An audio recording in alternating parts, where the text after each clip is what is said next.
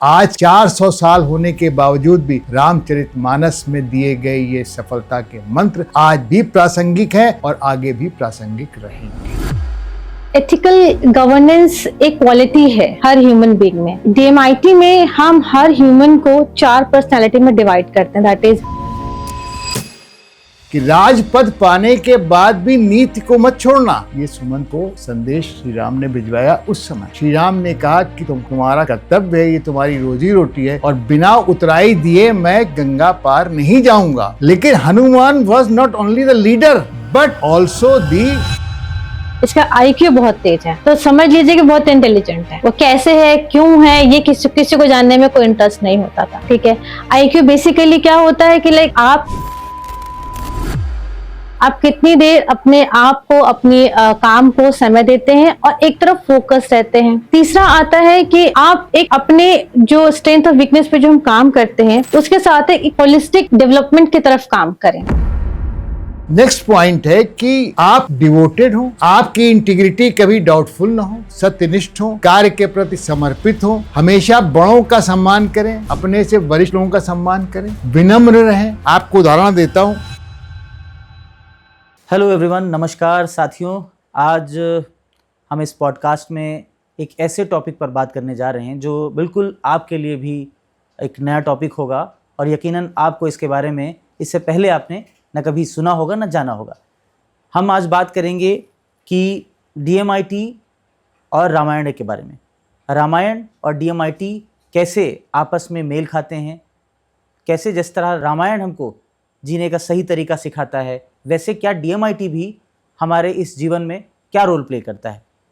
इस पर बात करने के लिए हमारे साथ ख़ास मेहमान वरिष्ठ geologist doctor D K Mehrotra sir का 35 साल से ज़्यादा का अनुभव है। जियोलॉजिकल सर्वे ऑफ इंडिया में मिनिस्ट्री ऑफ माइंस के डायरेक्टर भी रहे हैं और इन्होंने कई सारी किताबें लिखी हैं, जिनमें से एहसास, खोया खोया चांद। सर, आपका बहुत बहुत स्वागत है हमारे इस शो में। दूसरी मेहमान हमारी एचसी मेहरोत्रा, जिन्होंने पीएचडी किया है बिहेवियरल साइंस में और एक 12 साल का उन्हें ह्यूमन रिसोर्स का अनुभव है। साथ ही साथ वो एक सर्टिफाइड डीएमआईटी एक्सपर्ट हैं, वो सर्टिफाइड एडवांस करियर काउंसलर हैं। आप दोनों का हमारे शो में बहुत बहुत स्वागत है सर। आज हम इनसे जानेंगे डीएमआईटी और रामायण के बारे में। सबसे पहला सवाल हमारा डॉक्टर एचसी मेहरोत्रा जी, आप बताइए कि आखिर डीएमआईटी है क्या। हमारे दर्शकों को थोड़ा सा साधारण भाषा में बताएं कि डीएमआईटी है क्या। डीएमआईटी अगर 4 शब्दों में कहा जाए तो डर्मेटोग्राफिक मल्टीपल इंटेलिजेंस टेस्ट, ये तो एक फॉर्मल इसकी डेफिनेशन है। मगर अगर मैं हिंदी में समझाऊंगी तो ये एक रोड मैप है, ब्लूप्रिंट है आपके अपने ब्रेन के स्ट्रक्चर का। जैसे कि हमारी 10 फिंगर्स हैं तो 10 ही ब्रेन लोब्स हैं और 10 ही इंटेलिजेंस है आपके पास। नेचर ने इंटेलिजेंस को न्यूरॉन्स की नाम देके उसे अलग अलग हिस्सों में बांटा है। कहीं न्यूरॉन्स कम है, कहीं ज्यादा है, कहीं स्ट्रेंथ है, कहीं वीकनेस है। तो बेसिकली डीएमआईटी हमें हमारे इंटेलिजेंस को बताता है जो नेचर ने हमको दिया है। डीएमआईटी रामायण के हवाले से आप कैसे बता सकते हैं मल्टीपल इंटेलिजेंस? बात जैसा डॉक्टर हिना ने बताया, जब कोई भी बच्चा या कोई भी यंग पर्सन आगे बढ़ता है तो आगे बढ़ने के लिए जीवन में उसको कुछ गाइडेंस की ज़रूरत होती है। वो गाइडेंस उसको या तो अपने पेरेंट्स से मिलती है या किसी मार्गदर्शक से मिलती है या ऐसे ग्रंथों से मिलती है जो ग्रंथ आपको जीवन की सही दिशा दिखाते हैं। प्रश्न इस बात का है कि डीएमआईटी कितना रोल प्ले करती है रामायण को समझने में, या रामायण का रोल कितना है डीएमआईटी को आगे बढ़ाने में। दोनों एक दूसरे के पूरक से लगते हैं। संयोजन ऐसा है कि यदि कोई भी व्यक्ति ये जानने का कोशिश करे कि किसी के बच्चे में कितनी क्षमताएं हैं और उन क्षमताओं का विकास कैसे किया जा सकता है, संस्कार कैसे दिए जाते हैं, नेतृत्व कैसे दिया जाता है, नैतिकता क्या होती है, साथ क्या होता है, सहयोग क्या होता है, रिश्ते कैसे बनाए जाते हैं, जीवन में आगे बढ़ने के लिए सफलता के मंत्र हैं ये। उन मंत्रों को रामचरितमानस ने उदाहरण में उन अपनी चौपाइयों और दोहों से जिस तरह समझाया है वो अनुकरणीय है हर व्यक्ति के लिए। लेकिन यदि बचपन से ही हम इन गुणों का विकास किसी भी बच्चे के लिए या किसी भी एक यंग जनरेशन के व्यक्ति के लिए अगर हम ये जानने का कोशिश करें, उसको बताने का कोशिश करें कि अगर आप इस रास्ते पर चलें तो आपको कितना जो है वो सफलता मिलेगी और किन रास्तों पे नहीं चलना चाहिए, वो आपको समझने की आवश्यकता है। अगला सवाल हमारा इसी के doctor H C Malhotra ji से, एथिकल गवर्नेंस पे कि जैसा हम समझते हैं डीएमआईटी इसे कैसे देखता है एथिकल गवर्नेंस? एथिकल गवर्नेंस एक क्वालिटी है हर ह्यूमन बीइंग में, ठीक है। डीएमआईटी में हम हर ह्यूमन को 4 पर्सनालिटी में डिवाइड करते हैं, that is eagle, owl, peacock and Dove. तो जो एथिकल गवर्नेंस को फॉलो करने की जो क्वालिटी है, हम ये नहीं कह सकते किसी एक पर्सनालिटी के पास है, सबके पास थोड़ा थोड़ा है। मगर इनमें से एक ऐसी पर्सनालिटी है जो कि इस चीज को रिगरसली फॉलो करती है, वो है आउल पर्सनालिटी। जो आउल पर्सनालिटी होती है वो रूल्स, रेगुलेशन, प्रोसीजर्स, वो इसके थ्रू ही अपनी लाइफ को चलाते हैं। वो अपनी प्रोग्रेस को स्लो कर सकते हैं लेकिन कभी भी शॉर्टकट्स के थ्रू नहीं जाते। फॉर एग्जाम्पल, जो आउल पर्सनालिटी के जो लोग होते हैं ज्यादातर आपको वो जुडिशरी में मिलेंगे, पॉलिटिक्स में मिलेंगे या फिर वो जर्नलिज्म में भी मिलेंगे, क्योंकि ये एक ऐसी पर्सनालिटी है जो एथिकल गवर्नेंस को चलाने के लिए जो एक विजन चाहिए 360 डिग्री एंगल का, ये वो देती है। तो this is the only personality which has 90% of the quality of the ethical governance.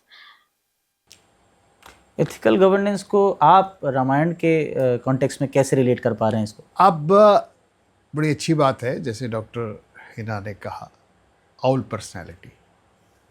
हम बात कर रहे हैं रामचरितमानस की, तो रामचरितमानस का मतलब है मर्यादा पुरुषोत्तम श्री राम की बात कर रहे हैं। बिल्कुल। पुरुषोत्तम मीन्स पुरुष उत्तम, उत्तम पुरुष, और मर्यादा मीन्स जो मर्यादा में रहे।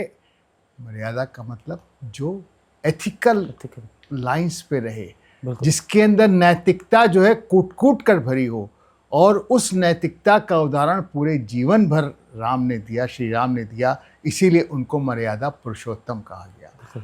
सबसे पहली बात आपको बताते हैं कि जब राज्याभिषेक के लिए मुनि वशिष्ठ का आगमन हुआ, राजा दशरथ ने बुलाया उनको कि हम राज्याभिषेक करना चाहते हैं।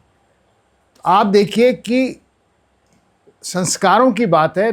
श्री राम ने कहा कि आप हमारे गुरु हैं, आप यहाँ क्यों आए, और आपने मुझको बुलाया होता।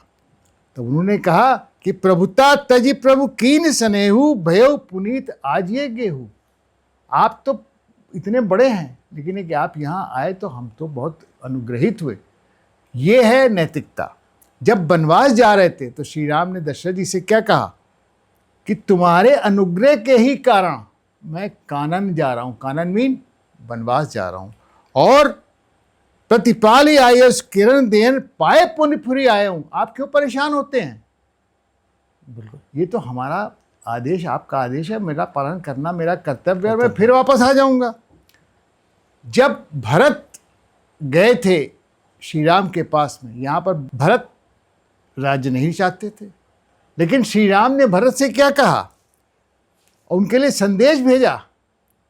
बाद में तो गए हैं, लेकिन सुमंत के द्वारा भरत को संदेश भेजा कि कहो संदेश भरत के आए जाए, नीत न तजे राजपद पाए, कि राजपद पाने के बाद भी नीति को मत छोड़ना।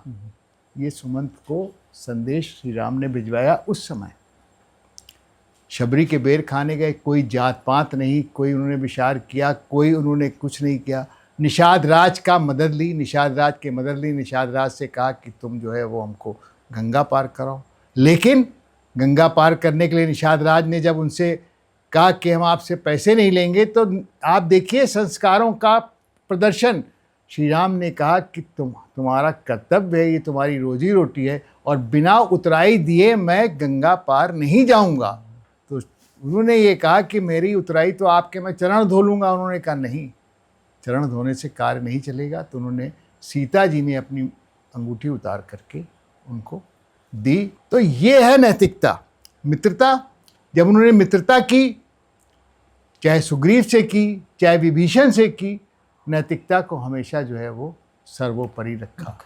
ये जानते हुए कि सीता प्रतिछाया हैं, पहले से ही मालूम था, सीता जी को ही मालूम था, लेकिन जो हमको रामचरितमानस नैतिकता का सिखाते हैं, और जिसने नैतिकता का पालन किया है वो कभी भी दुखी नहीं हो सकता है। ये है रामचरितमानस में एथिकल गवर्नेंस।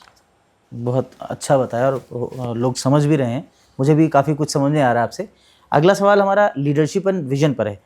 जैसे लीडरशिप में डीएमआईटी, इसको कैसे, डीएमआईटी के कैसे पर्टिकुलर ट्रेट्स हैं जो इससे रिलेट कर पा रहे हैं लीडरशिप और विजन को? तो डॉक्टर एच.सी. मेहरोत्रा, आप बताइए।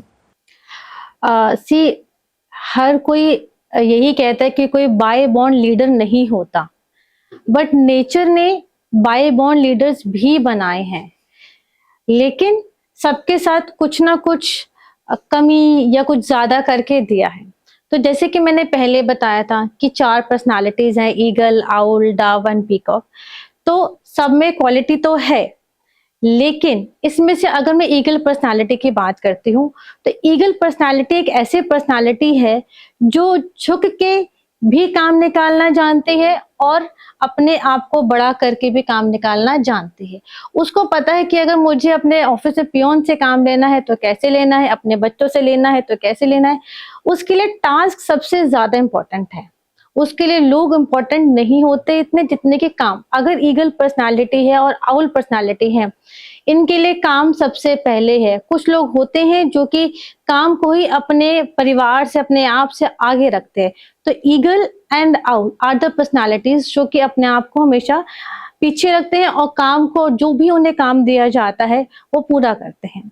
दूसरा मैं इसमें ये भी कहूंगी कि डव जो एक पर्सनालिटी है इनमें, वो एक ऐसी पर्सनालिटी है कि अगर वो ईगल के साथ रहती है तो वो इन्फ्लुएंस होकर अपने आप को ईगल की तरह बिहेव करती है।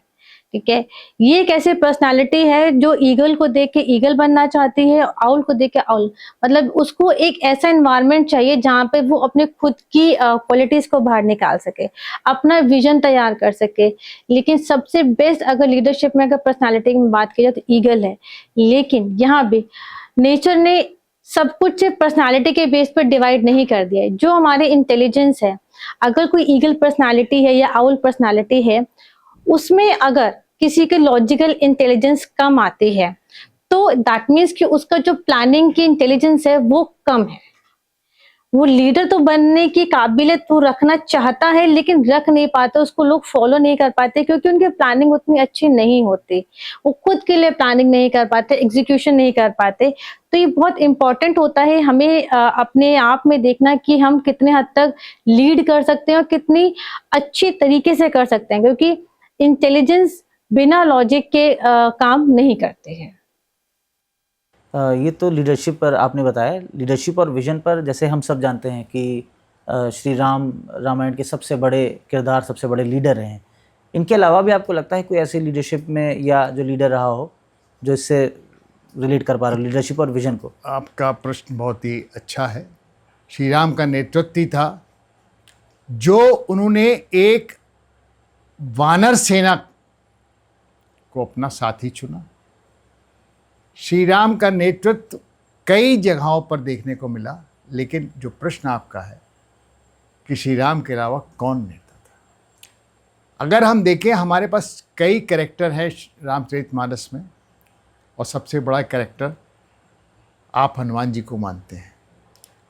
सुंदरकांड में हनुमान जी के बारे में कहा गया है, अतुलित बलधामम हेम शैलाभ देहम धनुज वन कृशानम ज्ञानिम नाम अग्रणयम।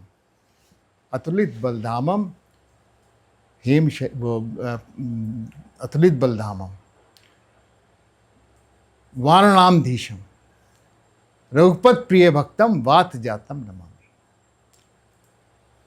हनुमान जी के कैरेक्टर्स को अगर आप देखें, सुग्रीव बहुत बड़े राजा थे, किष्किंधा के नेता थे, वानरों को वानरों का नेतृत्व कर रहे थे, लेकिन हनुमान जी के अंदर जो ट्रेट्स थे वो श्री राम जी ने पहचाने।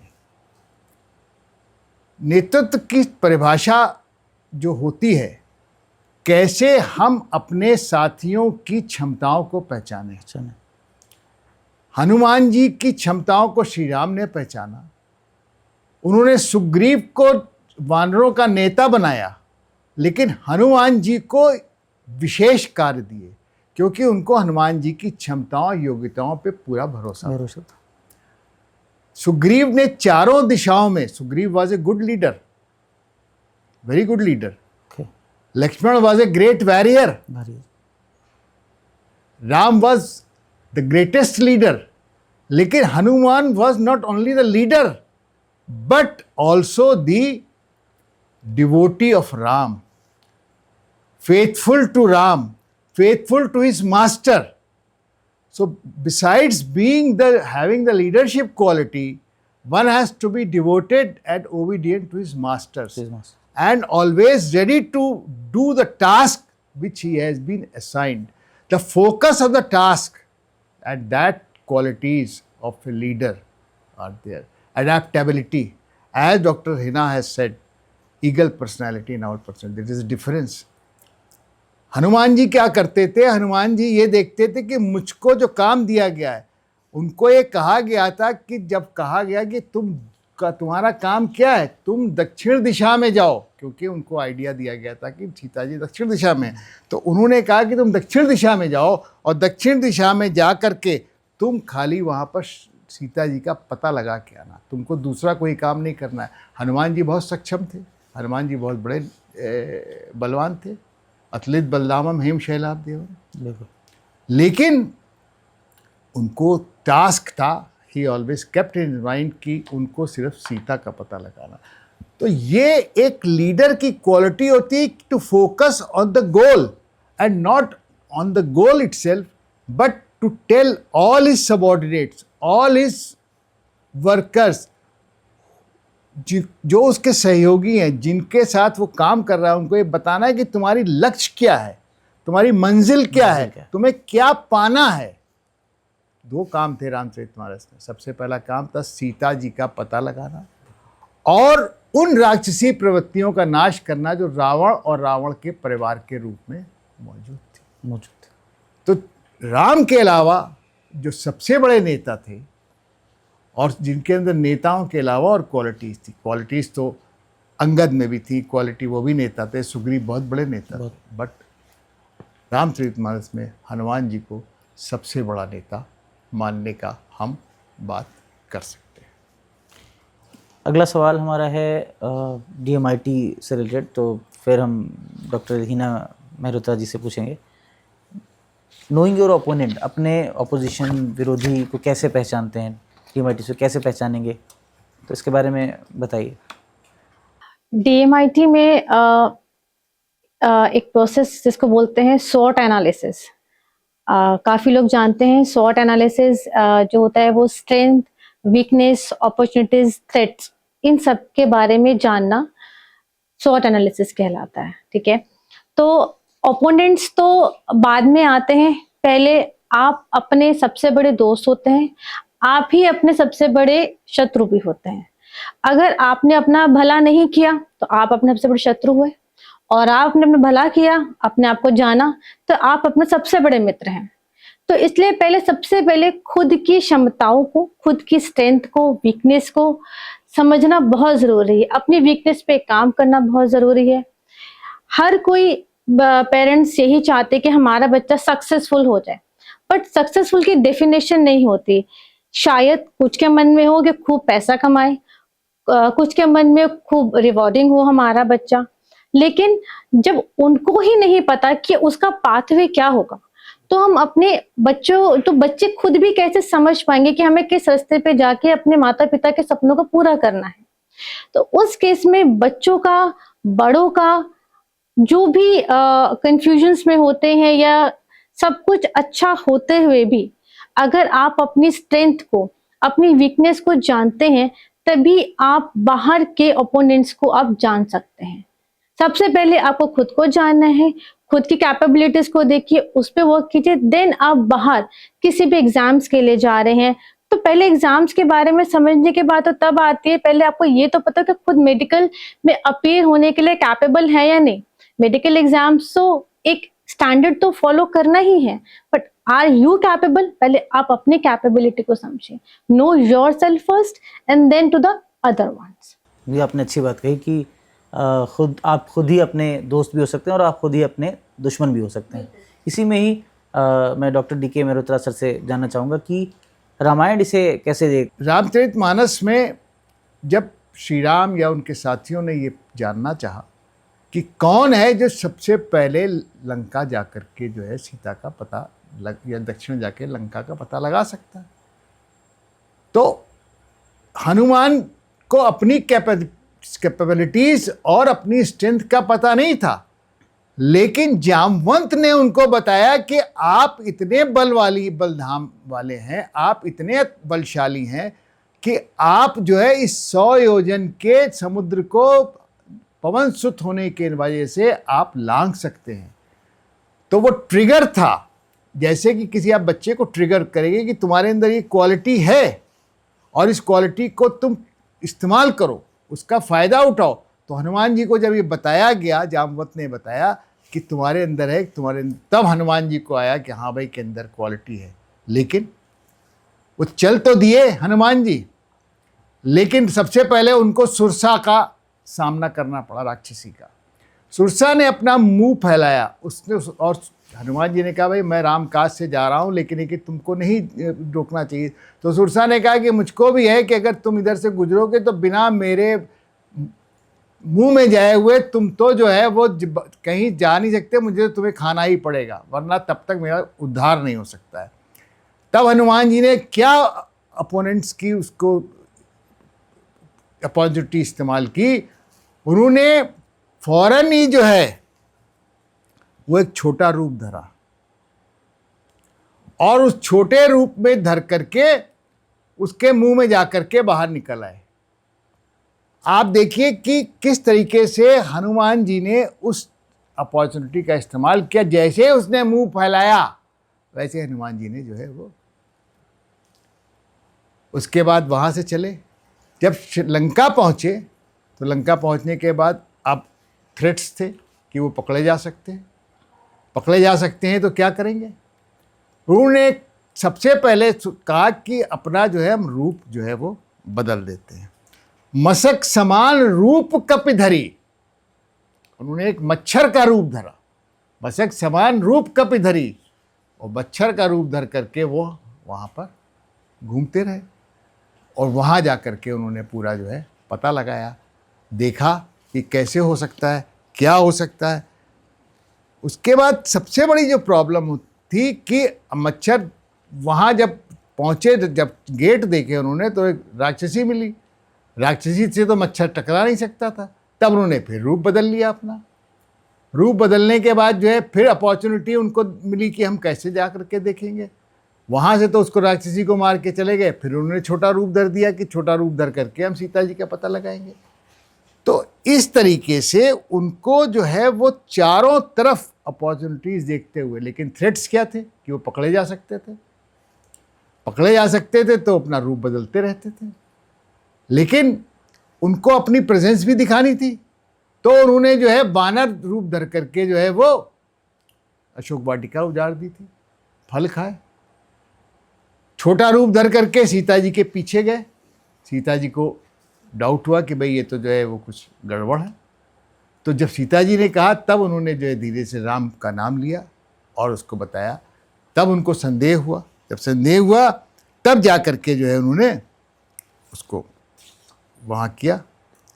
इस प्रकार से सीता जी बोली कि मेरे हृदय परम संदेहा।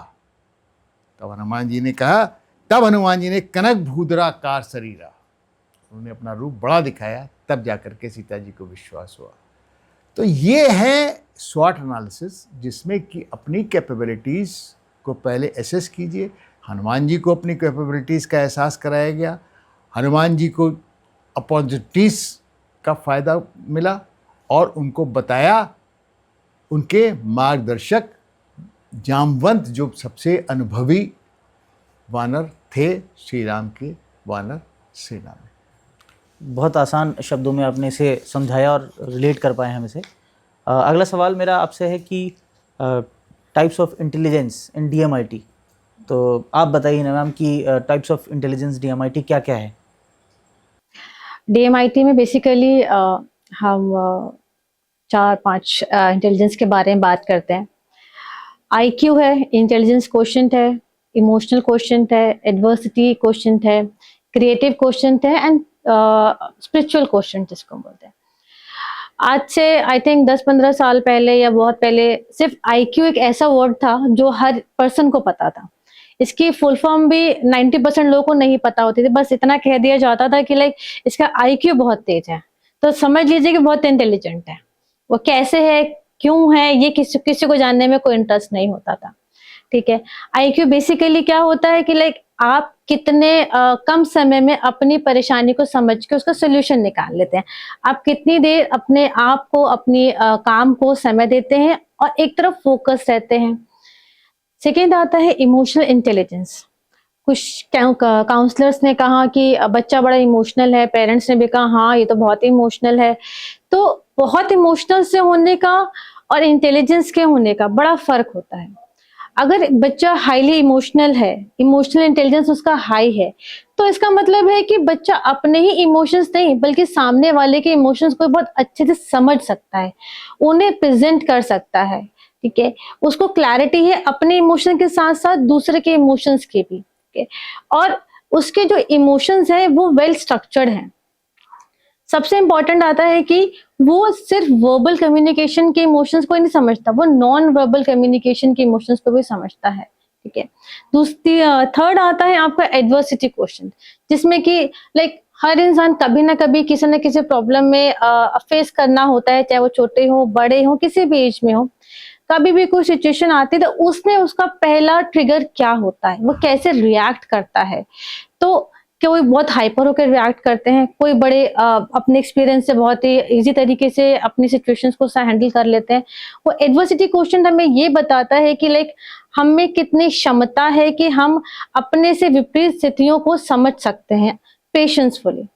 फिर आता है आपका क्रिएटिव क्वेश्चन, जिसमें कि आप कितने ज्यादा अपनी सिचुएशन को, अपने आप को नए तरीकों में ढाल लेते हैं, क्या नए रास्ते निकाल सकते हैं खुद के लिए। ठीक है, क्या नए रास्ते आप कन्वेंशनल मेथड के थ्रू चलते हैं या अपने ही नए एक्सपीरियंस को एक्सप्लोर करना चाहते हैं। फिफ्थ आता है स्पिरिचुअल क्वेश्चन, जो कि हम विजडम से जोड़ते हैं। ठीक है, इसमें इंट्यूशंस आती है। अगर किसी का स्पिरिचुअल क्वेश्चन बहुत ज्यादा है, दैट मीन्स कि लॉजिक एक तरफ है, फैक्ट्स एक तरफ है, लेकिन उसकी इंट्यूशन कहती है कि उसको कहीं और रास्ते पे जाना चाहिए, कुछ और ऑप्शन को चूज करना चाहिए। तो वो स्पिरिचुअली क्वेश्चन बहुत हाई है। दैट मीन्स कि वो नेचर से, यूनिवर्स से बहुत जल्दी कनेक्ट होके वो अपने आप को प्रेजेंट करता है। That is all intelligence in the DMIT. बहुत अच्छा बताया आपने, बहुत काफ़ी कुछ समझ में भी आया इस बात से, और उम्मीद करते हैं हमारे दर्शकों को भी काफ़ी कुछ समझ में आ रहा होगा डीएमआईटी और रामायण के बारे में। इससे रिलेटेड ही सर डीके मेहरोत्रा सर आपसे जानना चाहेंगे, डीएमआईटी और मल्टीपल इंटेलिजेंस को रामायण के अगर पात्रों से जोड़ें तो कैसे हम रिलेट कर पाएंगे। बात जैसा डॉक्टर हिना ने बताया, आईक्यू या इंटेलिजेंट क्वोशंट में जो भी व्यक्ति या बच्चा इंटेलिजेंट हो सकता है। इंटेलिजेंट होने का मतलब है कि वो जिस फील्ड में सोचता है, जिस फील्ड में काम करता है, उसकी इंटेलिजेंस वहाँ पर, उसकी योग्यता है, उसकी स्किल है, उसकी एबिलिटी है, लॉजिकल सोच सकता है। लेकिन जो इमोशनल क्वोशंट जिसका हाई होता है, an intelligent person may not be A good leader, but an emotional quotient high person will be a good leader and a great leader. Why? Shri Ram से बढ़िया उसका उदाहरण कोई नहीं है। श्री राम ने अपने से पहले दूसरों की परेशानियों को समझना, रिश्तों को बेहतर बनाना, बड़ों का जो है वो सम्मान करना, अपने सहयोगियों का अप्रिशिएट करना, उनके कामों का अप्रिशिएशन करना, अपने से पहले दूसरों को आगे रखना, हेल्प करना, सहायता करना और अपना काम जो उनका है उस कार्य को नैतिकता के साथ में आगे बढ़ाना। और दूसरी चीज, साथ में विजन रखना कि हमें आगे क्या करना है। इससे बड़ा मंत्र जिसका इमोशनल क्वोशेंट हाई का मतलब ये कि वो एम्पैथी भी रखता है, सिंपैथी भी रखता है, हेल्प भी करता है, लीडर भी है, दूसरों की क्षमताओं को अप्रिशिएट करता है। श्री राम से बढ़िया इसका उदाहरण कोई दूसरा नहीं हो सकता है। अब बहुत सारे फैक्टर ऐसे हैं जो कि आते हैं रामचरितमानस में। कितने एग्जाम्पल्स ऐसे हैं जिसमें कि मल्टीपल, अब आपको जैसे कि डॉक्टर हिना ने बताया, आपको बताए शबरी के बेर खाना, या सबसे बड़ा एग्जाम्पल है कि जटायु को जब उन्होंने देखा, रावण द्वारा जब वो गिरा दिया गया था, तो जटायु को उन्होंने, आप किताबों में देखते होंगे, चित्रों में देखते होंगे, जटायु को श्री राम अपनी गोद में लिए हुए हैं और गोद में लेने के बाद उनसे वार्तालाप करने के बाद उनका जो है उन्होंने अंतिम संस्कार किया। आज भी जटायु की प्रतिमा आप दक्षिण भारत में जाइए, बिल्कुल उस टॉप पर बनी, उस पहाड़ी पर बनी है जहाँ की जटायु का संस्कार हुआ था। ये है दूसरों के प्रति संवेदनाएं और भावनाओं का। मित्रता, सुग्रीव से उन्होंने मित्रता की, विभीषण से मित्रता की और उस मित्रता का फायदा उनको दिया और अपने आप लिया। ये एक लीडर की क्वालिटी है कि which who is having this emotional quotient, high emotional quotient. कभी भी दूसरों के बारे में बेहतर सोचना ही एक हाईली इमोशनल क्वोशेंट वाले व्यक्तित्व की निशानी होती है। एडवर्सिटी क्वोशेंट, कभी एडवर्सिटी क्वोशेंट में क्या होता है, इसका सबसे बड़ा उदाहरण आपको देते हैं कि देखिए, जब अहिरावण का समय आया तो रावण ने अपने दो दानव उनको बुलाया, उनका नाम अहिरावण महिरावण था। हनुमान जी ने क्या किया, हनुमान जी को जब पता चला तो ये कि वो रूप बदल लेते हैं और उनका इरादा श्री राम और लक्ष्मण को किडनैप करना है, तो उन्होंने क्या किया, अब यहाँ पर बड़ी स्थिति खराब हो गई। हनुमान जी ने चक्रव्यूह बनाया जिसमें से खाली एक रास्ता बनाया और कहा कि अब इससे कोई अंदर नहीं जा सकता, श्री राम और लक्ष्मण बीच में रहेंगे। लेकिन वो रावण, जो अहिरावण था, वो विभीषण का रूप धर करके जो है किसी तरीके से चक्रव्यूह में घुस गया और वहीं पर से उसने पाताल के अंदर जो है श्री राम और लक्ष्मण को किडनैप करके ले गया। अब ये that is the adverse situation for Hanuman. वो उन्होंने छोटा रूप धरा फौरन और नीचे पाताल में चले गए और उसके बाद श्री राम को बचाने के लिए उनको कितने जतन करने पड़े। और आज जो आप पंचमुखी हनुमान का नाम सुनते हैं, वो पंचमुखी रूप हनुमान जी ने उसी समय धारण किया था, क्योंकि एक उनको ये पता चला था कि 5 गुफाओं में 5 दिए हैं जिनको एक साथ बुझाना है। जब आप बुझा पाएंगे तभी इस अहिरावण का आप वध कर पाएंगे। उन्होंने 5 मुख किए और इसीलिए पंचमुखी नाम पड़ा और 5 दिशाओं में गुफाओं में जो दिए जल रहे थे उनको बुझाया और श्री राम और लक्ष्मण को वापस लेकर के आए। That is the adverse quotient, उनका हाई था। संजीवनी बूटी लाने गए, संजीवनी बूटी में उस औषधि को नहीं पहचान पाए जो उनको जिला सकती थी लक्ष्मण जी को, तो वो पूरा पहाड़ ही उठा लाए। That is the adversity quotient कितना हाई। स्पिरिचुअल क्वोशेंट की डॉक्टर हिना ने बात की। स्पिरिचुअल क्वोशेंट क्या होता है? Creative quotient. उससे पहले हम बात करते हैं क्रिएटिव क्वोशेंट की। जब समुद्र में वो पुल बनाने की बात हुई तो ये नहीं समझ में आया कि पत्थर से कैसे पुल बनाया जाएगा, ये तो पत्थर पानी में डूब जाएंगे। तब जामवंत ने बताया कि नल और नील, इनको ये वरदान मिला हुआ है कि ये जो पत्थर डालेंगे वो पत्थर पानी में नहीं डूबेंगे। लेकिन उससे पहले क्रिएटिविटी क्या थी? क्रिएटिविटी थी कि उन पत्थरों पे राम नाम लिखना था। राम का इतना महत्व था राम के नाम का कि राम के नाम के पत्थर पानी में नहीं डूबे और वो पानी। स्पिरिचुअल क्वोशेंट में क्या होता है? स्पिरिचुअल क्वोशेंट में विभीषण का स्पिरिचुअल क्वोशेंट बहुत हाई था। उन्होंने लंका में रहने के बावजूद श्री राम का नाम जपते रहे, श्री राम की भक्ति करते रहे। आखिर में जब हनुमान जी ने उनके गुणों को पहचान लिया, उनको पर विश्वास कर लिया, तो विभीषण की शरण में आए। हम लोगों ने बात की थी अभी कुछ देर पहले नैतिकता की, श्री राम की। श्री राम की नैतिकता देखिए, सुग्रीव को, बाली को मारने के बाद सुग्रीव को किष्किंधा का राजा बना दिया। लंका को जीतने के बाद विभीषण को लंका का राजा बना दिया, जबकि दोनों ही सूरतों में वो शासन कर सकते थे। और विभीषण को उन्होंने पहले ही राजा बना दिया। जो संपदा शिव दिए दसमात, सोई संपदा विभीषण ही दिए, सोई संपदा विभीषण ही दिए नाथ रघुनाथ। ये श्री राम ने वहीं उनको दे दिया। लेकिन प्रश्न ये, आपको समय के हिसाब से एडेप्टेबिलिटी भी चाहिए। वो है जो पर्सनैलिटी डॉक्टर हिना ने बताई, ईगल और आउल की जैसी होती है। उसमें जब समुद्र से उन्होंने रास्ता मांगा श्री राम ने, विनय न माना जलद जड़ गए 3 दिन बीत, बोले राम सकोप तब भयबिन होए न प्रीत।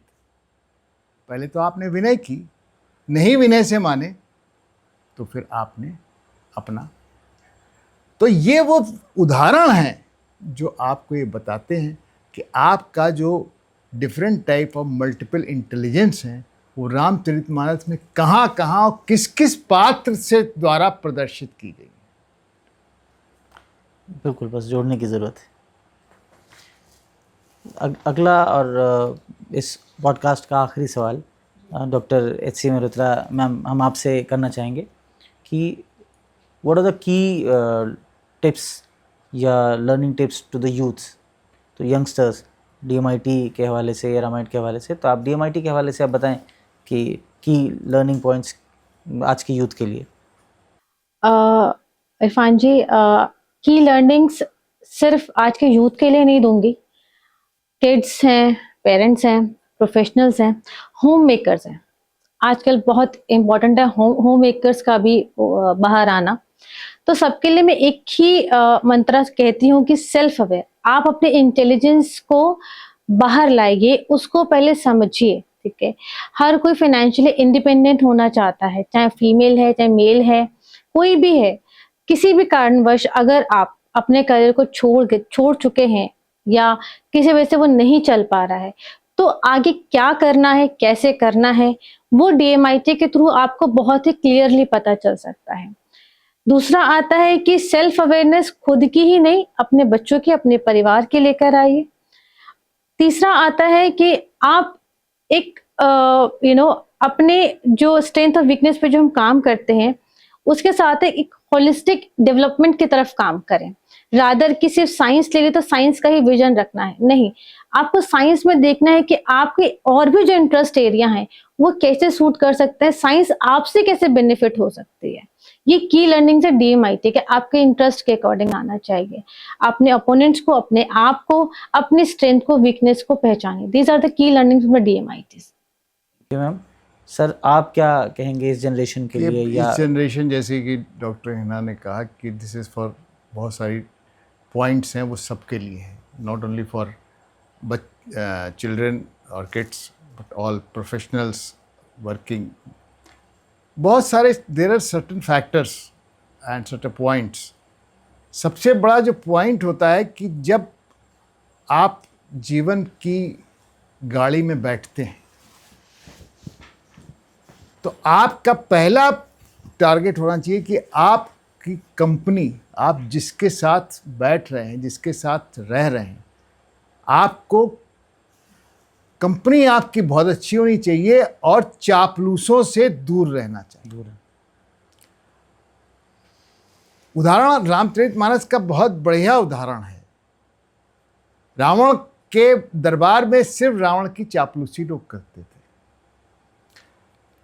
रावण की पत्नी मंदोदरी भी उनको बहुत समझाती थी, लेकिन उनको नहीं समझ में आता था।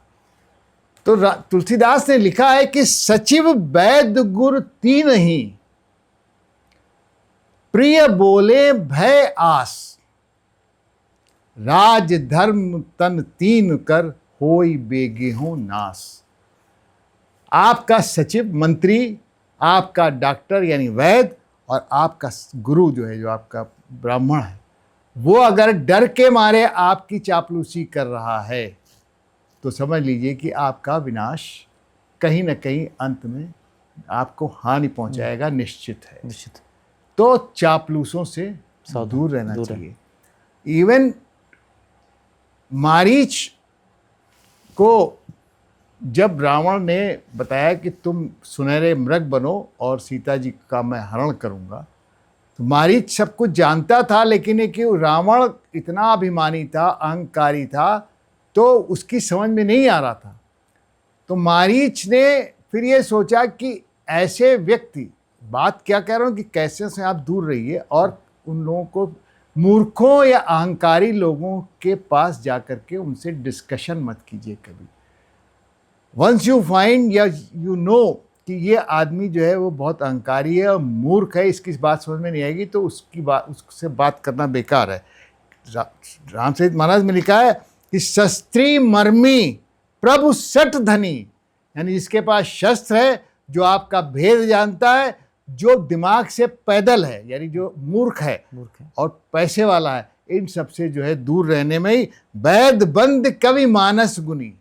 इन लोगों से बात करना बेकार है, समझाना बेकार होता है। तो कहने का मतलब ये कि आप अच्छी कंपनी रखिए, ऐसे लोगों से दूर रहिए, चापलूसों से दूर रहिए। दूसरी चीज़ क्या होती है कि अब आप अपने साथ जब बात करें तो हमेशा communication and the instructions should be clear. चाहे वो मियाँ बीवी हों, चाहे वो ऑफिस में काम करने वाले लोग हों, चाहे बच्चे आपस में हों, जो भी आप बात कहें वो स्पष्ट कहें, जो आप गोल बताएं वो स्पष्ट हों। कम्युनिकेशन में कभी जो है वो गड़बड़ी नहीं होनी चाहिए, वरना क्या होता है कि गलत सूचना अगर आपको मिलती है, कोई आपको बरगलाने की कोशिश करता है, आजकल हम लोग डिजिटल अरेस्ट देखते हैं, ये देखते हैं, तो आपको अपने विवेक और संयम को हमेशा संयमित रखना है। और इसका उदाहरण श्री राम, लक्ष्मण, हनुमान, ये सारे हैं रामचरितमानस के पात्र। और नेक्स्ट पॉइंट है कि आप डिवोटेड हो, आपकी इंटीग्रिटी कभी डाउटफुल ना हो, सत्यनिष्ठ हो, कार्य के प्रति समर्पित हो, हमेशा बड़ों का सम्मान करें, अपने से वरिष्ठ लोगों का सम्मान करें, विनम्र रहें। आपको उदाहरण देता हूँ, जब श्री राम ने धनुष तोड़ा शिव जी का राजा जनक के दरबार में, तो परशुराम जी आ गए। क्या देखिए, सब कुछ जानने के बाद भी श्री राम ने उनका क्रोध शांत करने के लिए क्या कहा, नाथ शंभु धनु भंजनी आरा होइए को एक दास तुम्हारा। और लक्ष्मण ने चूंकि क्रोधित शब्द कहे थे, उनको वह क्रोध दिला दिया था परशुराम को, तो श्री राम ने उसकी बात को शांत करने के लिए कहा कि जो लरिका कहूँ अचरज करही, गुरुपित मात भेद मन नहीं। बच्चे हैं तो कुछ ना कुछ करते ही रहते हैं, इसलिए इनकी बात पे क्रोध मत कीजिए और जो है वो आप इसको क्षमा कर दीजिए। ये है विनम्रता। कहने का मतलब है कि you have always to be a humble, never be arrogant, never show your attitude to somebody if you even don't like him. ये है बहुत सारे, उसमें श्री राम को नहीं था, पसंद नहीं था, लेकिन उन्होंने कभी भी अपनी बात को, उन्होंने कैकेयी ने उनको वनवास भेजा, लेकिन कैकेयी को भी उन्होंने जो है वो उनकी इज्जत की। तो ये जैसा पहले बता चुके, एडवर्सिटी क्वेश्चन, विपरीत परिस्थितियों में कभी विचलित मत होइए। उसके लिए श्री राम ने सबसे बड़ा उदाहरण दिया था। सारे वानर सेना परेशान हो रही थी, तब विभीषण ने कहा कि श्री राम जी ये तो जो है वो बहुत मुश्किल हो रही है। तो श्री राम ने क्या कहा, उस परेशानी में भी कहा कि सौरज धीरज तेहि रथ चाका। कभी भी अपने पेशेंस को मत, अपने धैर्य को मत खोइए, अपनी स्ट्रेंथ पे भरोसा रखिए। सौरज धीरज तेहि रथ चाका, सहनशील दृढ़ ध्वजा पताका। वो आपके रथ के पहिए हैं और आपका जो मुश्किल, आप परिश्रम है, वो आपका ध्वज है, पताका है। इसलिए वो बल विवेक दम परिहित घोरे। आपका स्ट्रेंथ जो है, आपका विवेक जो है, आपका गुड थिंकिंग है, वो आपके घोड़े हैं। तो इस तरीके से आप उन चीज़ों को हमेशा ध्यान रखें। विफलता, अगर मान लीजिए फेल्योर है, कहीं आप कमज़ोर पड़ रहे हैं, एक्सेप्ट दोज फेल्योर्स और इंट्रोस्पेक्ट इट। तो ये सारी चीज़ें जो है वो आप जब रखेंगे, समर्पित होंगे, तो आपको जो है बहुत कुछ प्राप्त होगा। कन्फ्लिक्ट कहीं हो जाए, try to resolve those conflicts with negotiations, with dialogues. कई बार सबसे पहले अंगद को श्री राम ने श्रीलंका भेजा कि भाई आप सीता जी को वापस कर दीजिए, आपका बहुत नुकसान होगा, नहीं समझ में आया। उसके बाद हनुमान जी को भेजा तो भी नहीं समझ में आया। जब युद्ध हो रहा था तब लक्ष्मण जी ने भी युद्ध के मैदान में कहा कि कहे मुखागर मूल मन, मन संदेश उदार, सीता देव मिले नथ आवा काल तुम्हार। लक्ष्मण जी ने भी ये कहा, लेकिन रावण की समझ में नहीं आया।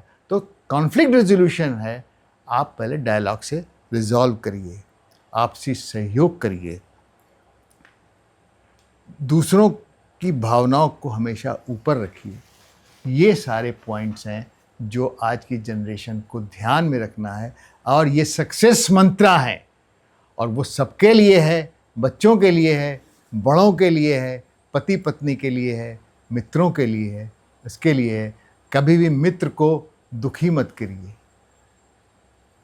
मित्रता, और से जो सबसे इम्पॉर्टेंट पॉइंट है कि मित्रता को ज़रूरत पड़े किसी के साथ भी आगे बढ़ने के लिए, आप स्ट्रेटेजिक अलायंस कीजिए, सामरिक गठबंधन कीजिए, जिसमें आपका भी फायदा हो और उसका भी फायदा हो। इसका उदाहरण सुग्रीव को राज दिलाना, सुग्रीव की सेना का अपने लिए इस्तेमाल करना, विभीषण जैसे भेदिए से रावण की कमजोरियों का ज्ञान प्राप्त करना और विभीषण का राज तिलक करना, ये श्री राम का सबसे बड़ा उदाहरण है स्ट्रेटेजिक अलायंस का, जो जीवन में आगे बढ़ने के लिए आज की जनरेशन के लिए बहुत ज़रूरी है।